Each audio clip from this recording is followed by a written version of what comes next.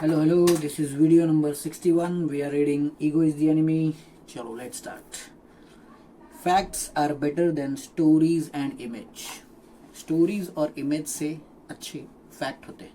कितना भी कहानी सुनाओ, कितना भी गाना गाओ, कितना भी इमेज प्रोजेक्शन करने की कोशिश करो, आप अपना इमेज कितना भी अच्छा करने की कोशिश करो, लेकिन फैक्ट उससे हमेशा बेटर होता है.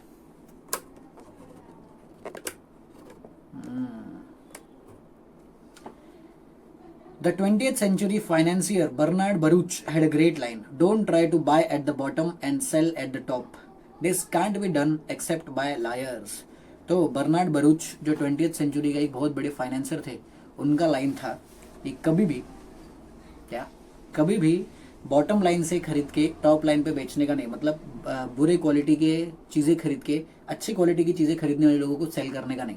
ये कहीं पे भी कोई भी मार्केट में नहीं हो सकता एक्सेप्ट एक जगह पे जहाँ पे लायर्स लोग झूठे लोग होते हैं. मतलब झूठ बोल के बोल दिया आपने बुरे क्वालिटी का है लेकिन आपने अच्छी क्वालिटी का बता दिया तो वहाँ पे सेल हो जाएगा, लेकिन बाकी कहीं पे तो नहीं होता. ये बात समझ के हमेशा हमको सेलिंग करना चाहिए. That is peoples claims about what they are doing in the market are rarely to be trusted. इसका मतलब क्या है कि लोगों के क्लेम्स, वो लोग मार्केट में क्या कर रहे हैं, जब वो लोग लोगों को पिक्चर्स दिखाते हैं या स्टोरीज दिखाते हैं, अपनी इमेज को हद से ज़्यादा बड़ा दिखाने की कोशिश करते हैं, वो मोस्टली ट्रस्ट करने लायक नहीं होता. जेफ बेजोस का एग्जाम्पल देखो. Jeff Bezos, the founder of Amazon, has talked about this temptation. He reminds himself that there was no aha moment for his billion-dollar behemoth, no matter what he might read in his own press clippings. तो Jeff Bezos अपने आप को बार बार ये बात याद दिलाते हैं कि ये $1 बिलियन कंपनी खड़ा करने के टाइम पे उनका कोई आहा मोमेंट नहीं था कि ये टाइम पे मैंने मस्त बहुत ज़्यादा पैसा कमाया या लोग मुझे पहचानने लगे. ऐसा कोई टाइम नहीं था. उनका जो काम था वो क्या छोटे छोटे चीज़ों में हमेशा चलता था और उस वजह से वो इतने बड़े बने. प्लस उनके प्रेस क्लिपिंग्स में जो भी चीज़ें छपती थी, प्रेस में उनके बारे में जो भी छपता था, रिपोर्टर्स उनके बारे में जो कुछ भी बोलते थे, जर्नलिस्ट जो भी रिपोर्ट छपते थे, कितना भी उसमें वो अपनी तारीफ सुनते थे, वो कभी भी उसको मानते नहीं थे. ये खास बात किसका था? जेफ बेजोस का. The founding of a company, making money in the market और the formation of an idea is messy. तो जेफ बेजोस के हिसाब से कंपनी की शुरुआत करना मेसी है, उसमें कुछ क्लियर नहीं होता है. आप हमेशा कुछ न कुछ नया चीज़ें चैलेंजेस फेस करते हो, और फिर उसके बाद कंपनी को शुरू करना, पैसा कमाना और किसी भी आइडिया का फॉर्म होना, ये सब मेसी होता है, कभी भी कुछ क्लियर होता नहीं है. Reducing it to a narrative retroactively creates a clarity that never was and never will be there. अगर उसको एक नैरेटिव पे आप फिक्स कर दो, मतलब एक नैरेटिव फिक्स कर दो कि हमारा कंपनी ये काम करता है, हम लोग जो प्रॉब्लम सॉल्व कर रहे हैं वो यही है, तो उसमें क्या होता है, हम क्या करते हैं, एक जगह पे हम लोग क्लैरिटी पे पहुंच जाते हैं, लेकिन वो क्लैरिटी कभी भी था ही नहीं और कभी होगा भी नहीं. क्योंकि कोई भी कंपनी में, कोई भी बिजनेस में, कोई भी काम करने के टाइम पे, कोई भी प्रोजेक्ट पे हम लोग काम करते हैं तो चैलेंजेस हमेशा आते ही है. और जितना ज़्यादा चैलेंजेस उतना ज़्यादा हमको नए नए चीज़ों पे एक्ट करना पड़ता है. तो ऐसा फिक्स नहीं है कि जैसा बोल दिया, एक बार एक नैरेटिव सेट कर दिया कि हमारा ये काम ही है तो वही चलेगा, ऐसा कुछ नहीं होता है. नए नए चैलेंजेस आते रहेंगे, वो काम में चेंजेस आते रहेगा. When we are aspiring, we must resist the impulse to reverse engineer success from other people's stories. When we achieve our own, we must resist the desire to pretend that everything unfolded exactly as we had planned. तो दो stage है Aspire का, जो हम लोग ने पहले वाले सेक्शन में पढ़ा था. जब हम लोग सोच रहे कि हमको बिजनेस या सक्सेस मिलेगा तो उस टाइम पे हमको कभी भी दूसरे के स्टोरी को सुन के सेम टू सेम अपने को रिवर्स इंजीनियर अपने लाइफ में अप्लाई करने की कोशिश नहीं करनी चाहिए. दूसरा, जब अपने को सक्सेस मिल जाता है, सक्सेस मिलने के बाद कभी भी ऐसा प्रिटेंड नहीं करना चाहिए कि जैसा हमने सोचा था वैसा ही सेम टू सेम हुआ, वाओ मतलब हमको सब पता है, ऐसा बिल्कुल भी नहीं करना चाहिए. There was no grand narrative. You should remember, you were there when it happened. कोई बड़ा नैरेटिव नहीं था, कोई बड़ा कहानी सुनाने की जरूरत नहीं है. सिर्फ हम लोग को सिंपली ये याद रखना है कि जब वो चीज़ वहाँ पे हुई तो हम लोग वहाँ पे थे, इसीलिए हम लोग उसका एक पार्ट है, बस एक उसका पार्ट है. ऐसा नहीं कि हम लोग पूरा वो सब कुछ हमारे वैसे ही चल रहा है. A few years ago, one of the founders of Google gave a talk in which he said that the way he judges prospective companies and entrepreneurs is by asking them if they are going to change the world. तो कुछ साल पहले Google के को founders में से एक था, वो एक लोगों के सामने एक टॉक दे रहा था, एक स्पीच टाइप दे रहा था. उसने बोला कि आने वाली टाइम पे जो कंपनीज बोलते कि हम बड़ा बनेंगे या हम बड़ी कंपनी बनाएंगे, उनको जज करने के लिए उनका एक तरीका है, वो सामने वाले को पूछते हैं कि क्या आप दुनिया को बदलोगे या नहीं. इससे क्या होता है, which is fine, except that's not how Google started. Larry Page and Sergey Brin were two Stanford PhDs working in their dissertations. It's now how YouTube started. Its founders weren't trying to reinvent TV as they were trying to share funny video clips. It's not how most true wealth was created in fact. तो अभी तो ये Google के को founder जो है वो पूछते हैं नए नए कंपनी वालों से कि क्या आप दुनिया को बदलोगे कि नहीं, लेकिन जब ये बड़ी बड़ी कंपनीज बनी थी उस टाइम पे ऐसा कुछ भी नैरेटिव फिक्स नहीं था कि आप ये करोगे कि नहीं करोगे, क्योंकि सीन क्या था, जब गूगल बन रहा था उस टाइम पे लैरी पेज और सर्जी ब्रिन ने बनाया था, तो वो लोग 2 स्टैनफोर्ड के पीएचडी लोग थे जो लोग अपना खुद का डिसर्टेशन पे काम कर रहे थे, अपने एकेडमिक्स पे फिर भी काम कर रहे थे। यूट्यूब की अगर बात करेंगे तो यूट्यूब ने आज पूरे टीवी इंडस्ट्री को बदल के रख दिया है। सब लोग टीवी पे यूट्यूब वीडियोस देखते हैं पहले के कन्वेंशनल चैनल्स के अलावा। तो ये उन्होंने कभी नहीं सोचा था कि जब वो यूट्यूब चालू कर रहे थे कि हम यूट्यूब चालू करें क्योंकि हम लोग यूट्यूब से पूरा का पूरा टीवी सेक्शन को, टीवी देखने के तरीके को बदल के रख देंगे। ये तो वो लोग ने सोचा नहीं था, बरोबर। तो कभी भी बड़े आइडियाज और बड़े बड़े नैरेटिव से कुछ भी नहीं होता है। अगर किसी का आइडिया ऐसा है कि हम लोग दुनिया को बदल के रख देंगे, मतलब वो कुछ करने वाले नहीं है। शुरुआत होती है छोटे छोटे स्टेप से। इवन यूट्यूब जब वो लोग ने बनाया था तो यूट्यूब बनाया था ताकि वो लोग फनी वीडियो क्लिप्स शेयर कर सके। वो लोग ने ये नहीं सोचा कि हम लोग टीवी बदल देंगे, अल्लाह वो सब नाटक। वो लोग ने छोटे आइडिया से शुरू किया था। फिर नेक्स्ट स्टोरी है इन्वेस्टर पॉल ग्राहम का। देखो, investor Paul Graham who invested in Airbnb, Reddit, Dropbox and others working in the same city as Walsh a few decades later explicitly warns startups against having bold sweeping visions early on। तो ये एक investor है जिनका नाम है Paul Graham, जो पिछले video में हम लोग ने बिल वॉल्श की बात किया था, जिसने इतना पैसा लुटाया, $billion मिलियंस ऑफ डॉलर्स को का नुकसान किया। उसी शहर में जहाँ पे ये रह रहा था बिल वॉल्श, उसी शहर में एक आदमी और रहता था जिसका नाम था पॉल ग्राहम। पॉल ग्राहम ने बहुत ही सक्सेसफुल बिजनेस वगैरह में इन्वेस्ट किया है, जैसे एयरबीएनबी में, रेडिट में, ड्रॉपबॉक्स में और बहुत सारे ऐसे बिजनेस में इन्वेस्ट किया है। तो वो बाकी कंपनी लोग को वो सुझाव देते हैं, सिखाते हैं कि मैं वार्निंग दे रहा हूँ, कभी भी शुरुआत में बड़े बड़े विजन्स, बड़े बड़े मिशन स्टेटमेंट रखने का नहीं। शुरुआत में क्या करने का, सिर्फ काम, जो भी आपने सोचा है एक बेसिक सा काम करो और उसको आगे बढ़ाओ। जितना ज़्यादा स्केल अप कर सकते हो, जितना ज़्यादा बड़े लेवल पे लेके जा सकते हो, उतना लेके जाओ। Of course, as a capitalist, he wants to fund companies that massively disrupt industries and change the world. That's where money is. He wants them to have frighteningly ambitious ideas, but explains the way to do really big things seems to be start with deceptively small things.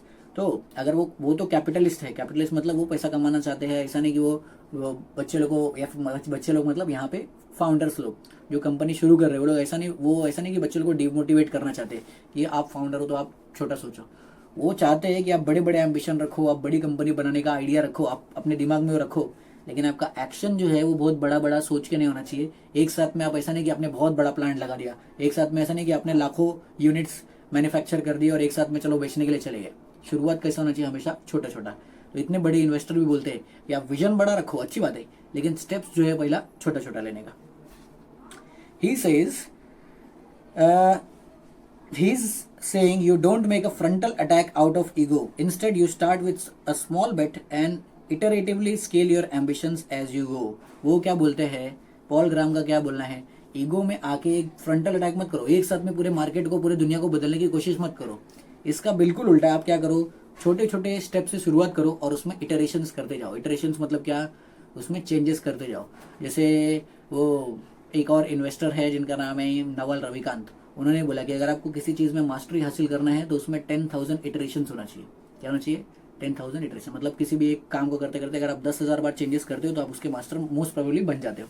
तो वही चीज़ यहाँ पे भी Paul Graham भी बोलते हैं। His other famous piece of advice, keep your identity small, fits well here. यहाँ पे और उनका एक एडवाइस है कि keep your identity small. Paul Graham वही बोलते हैं कि अपना आइडेंटिटी थोड़ा छोटा रखो, काम बड़ा रखो, आइडेंटिटी छोटा रखो। Fits well here, make it about the work and principles behind it.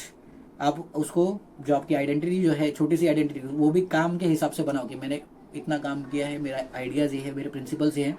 और ग्लोरियस विजन और ऐसे बातों, ऐसे नैरेटिव्स के बारे में अपनी आइडेंटिटी मत रखो जिससे बड़ी बड़ी हेडलाइंस बनती है। तो हेडलाइन बना के कुछ फ़ायदा नहीं है। अपने को क्या करना है, काम करना है और उस काम से आइडेंटिटी ऑटोमेटिक बनना चाहिए।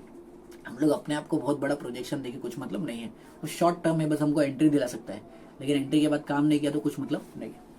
वो समझ के रखने का। Napoleon had the words to destiny engraved on the wedding ring he gave his wife. Destiny was what he had always believed in. It was how he justified his boldest most ambitious ideas. It was also why he overreached time and time again until his real destiny was divorce, exile, defeat and infamy.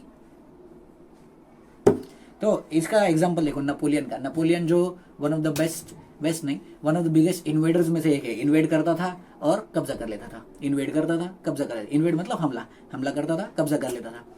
इसके पास जब इसने शादी के लिए अपने जो भी उसकी वाइफ थी उसको प्रपोज किया तो उसको जो रिंग दिया, वेडिंग रिंग पे लिखा था टू डेस्टिनी. टू डेस्टिनी मतलब डेस्टिनी तक अपन साथ में चलेंगे, ऐसा.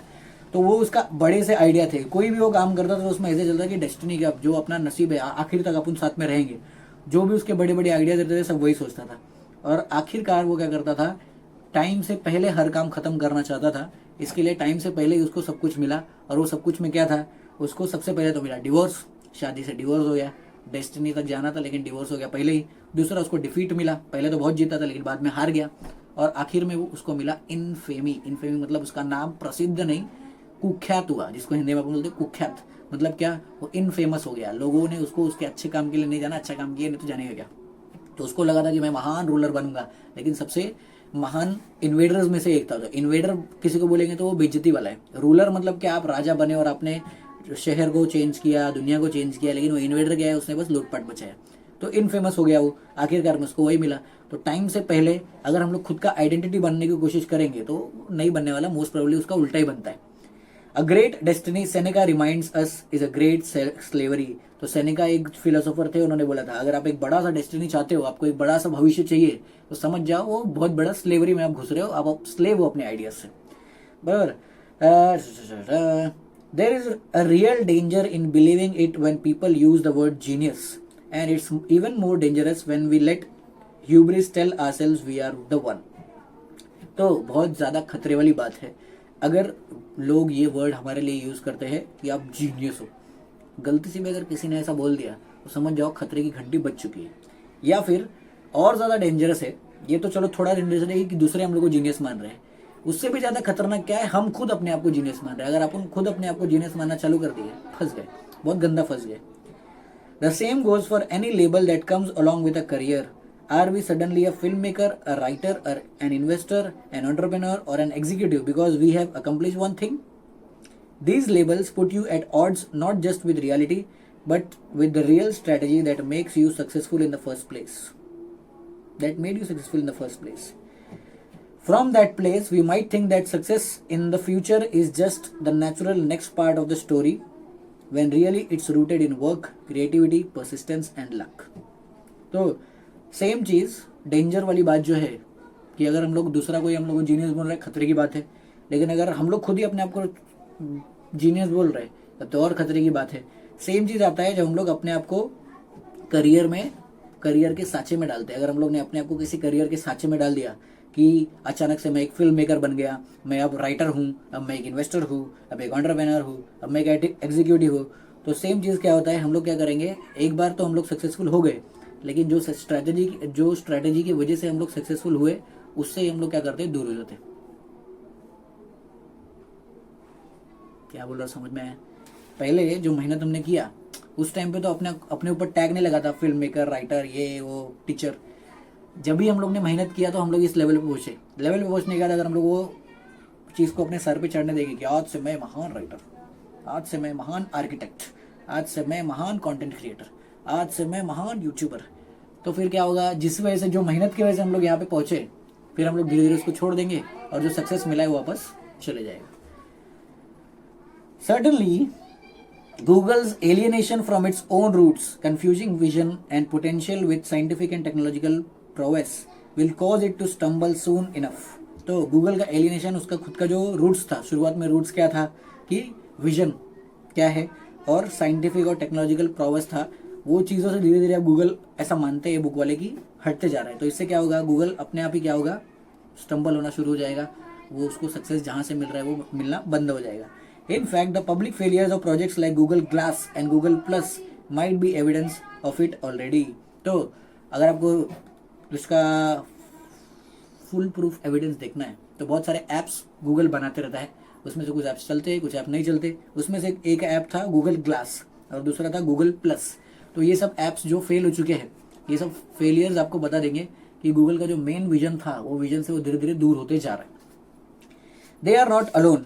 Too often, artists who think it was an inspiration or pain that fueled their art and create an image around that, instead of hard work and sincere hustle, will eventually find themselves at the bottom of a bottle, or on the wrong end of a needle. तो Google अकेला इस race में नहीं है कि वो बर्बाद होने जा रहा है या फिर वो फेल होने वाला है. बहुत सारे आर्टिस्ट लोग भी ऐसे होते हैं, वो शुरुआत में क्या सोचते हैं कि हम लोग आगे बढ़े हैं इंस्पिरेशन की वजह से, हम लोग को सक्सेस मिला है पेन की वजह से, क्योंकि मैंने इतना तकलीफ झेला इसके लिए मेरे को सक्सेस मिला. ऐसा लोग सोचते हैं. होता ऐसा नहीं है. वो लोग के हार्डवर्क की वजह से, वो लोग के परसिस्टेंस की वजह से, वो लोग के लगातार मेहनत करने की वजह से वो लोग सक्सेसफुल होते हैं. और जब सक्सेस मिलने के बाद वो लोग ये सब चीज़ छोड़ देते हैं, क्योंकि वो लोग को लगता है अब तो पेन खत्म हो गया, अब तो टेंशन खत्म हो गया, अब तो इंस्पिरेशन है ही नहीं. तो वो लोग इंस्पिरेशन ना होने की वजह से काम करना बंद करते हैं, और पेन कम होने की वजह से, क्योंकि अभी सक्सेस मिल गया तो लाइफस्टाइल चेंज हो गया, तो पेन नहीं है, तो पेन कम होने की वजह से वो लोग क्या करते हैं, काम धाम करना कम किया, और उस वजह से क्या होता है, सक्सेस गया. लेकिन काम किया था वो लोग ने, that's why they had success. इसके लिए लोगों के पास सक्सेस आया तो मिला ही नहीं, तो उसके बाद सक्सेस चले जाएगा. The same goes for us. Same चीज हमारे साथ भी होता है. जिस तरह से गूगल के साथ में हुआ है, वो भी फेलियर उसने देखा है, बहुत सारे आर्टिस्ट के साथ होता है, हर एक इंसान के साथ में होता है. सेम चीज हमारे पास साथ भी होता है. Instead of pretending that we are living some great story, we must remain focus on the execution and on executing with excellence. तो अपने आप को कोई स्टोरी बताने से अच्छा कि मैं महान काम कर रहा हूँ, मेरे वजह से दूसरों का भला हो रहा है, मेरे वजह से मेरा भला हो रहा है, मेरे वजह से मेरे परिवार का भला हो रहा है, ये सब स्टोरी बताने के बजाय हमको चुपचाप क्या करना चाहिए, जो भी दिमाग में अपने चल रहा है उसको एग्जीक्यूट करते जाना चाहिए. और एग्जीक्यूशन से ही हमारा स्टोरी ऑटोमेटिक बनेगा. जो स्टोरी बनेगा उस पर फोकस करना चाहिए. हमें खुद का स्टोरी, खुद का नैरेटिव, खुद का बोलते ना अपने आप को झूठा डायलॉग, झूठा टाइटल्स वगैरह कुछ भी नहीं देना चाहिए. दूसरे भी देंगे तो उसको भी मान के कुछ फायदा नहीं है. जिसको देना है दो, नहीं देना तो मत दो. जैसे वो अमेजोन की फाउंडर जेफ बेजोस ने बहुत उसने सक्सेस पाया, लेकिन जो मीडिया में न्यूज छपता था उसको लेके कभी भी अपने सर पे वो चढ़ाता नहीं था. We must shun the false crown and continue working on what got us there.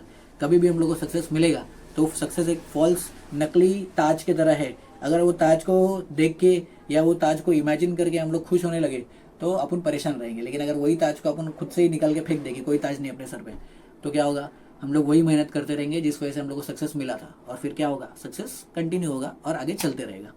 Because that's the only thing that will keep us there. ये काम करते रहना, कंटिन्यूसली काम करते रहना, जो प्लान हमने बनाया उस पर एग्जीक्यूट करते रहना, यही चीज हमको आगे लेके जाएगी और सक्सेस मेंटेन करके रखेगी. वरना आज नहीं तो कल सक्सेस हमारे हाथ से गया. ओके, चलो अभी इसके बाद है next chapter, what's important to you. इसके बारे में अपन पढ़ेंगे नेक्स्ट वीडियो में. Bye bye.